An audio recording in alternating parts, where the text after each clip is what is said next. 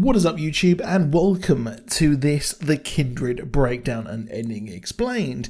Now, I was going to do a video on either this or the Tender Bar, and while I enjoyed the Tender Bar, I felt like this was a better video to make, albeit the Tender Bar was a really good movie. I might do a video on it at a later date. The Kindred is an interesting movie, and with a British cast, and funny enough, the two leads having been in the iconic E4 block with Skins and In-Betweeners way back when, I just had to check this movie out. And of course, it was like religious horror, which in my household is something we are obsessed with. The film follows Helen just after her father took his life, and she would chase him, leading to her being hit by a car and ending up in a coma while pregnant.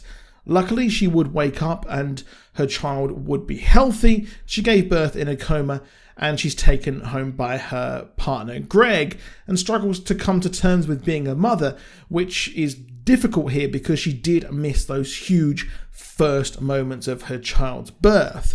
Her father's death looms heavy over her as she adjusts to her life post-coma. I found it weird how her partner Greg was angry with her for thinking about the past, and it was totally bizarre, not really how someone would act.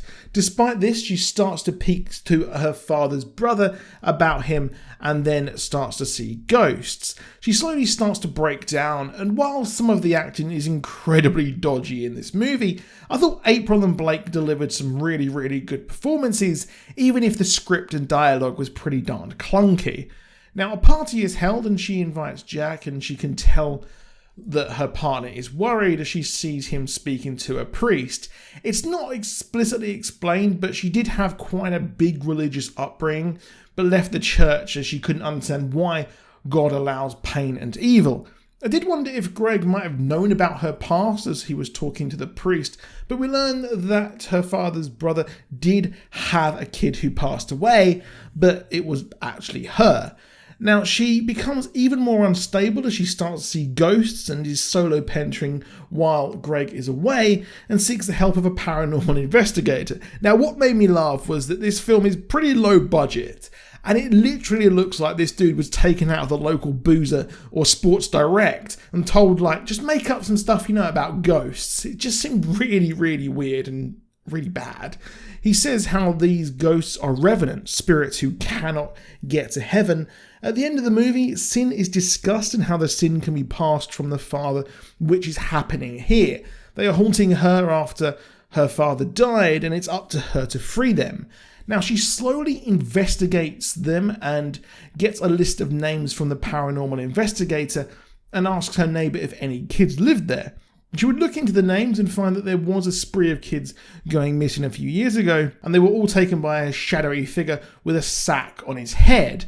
One detective retired after the case ruined her life and received a call after her retirement taunting her from this killer. It's clear that these ghosts are victims of that killer, but the penny drops when she returns home and her neighbour remembers or kind of explains how that while there were no kids, she was the only kid walking around the halls and just seemed very lonely. And she arrived at these block of flats when she was 4. She was not born there like she thought, and slowly she starts to unravel her memory and her mind, and she has forgotten everything from the past.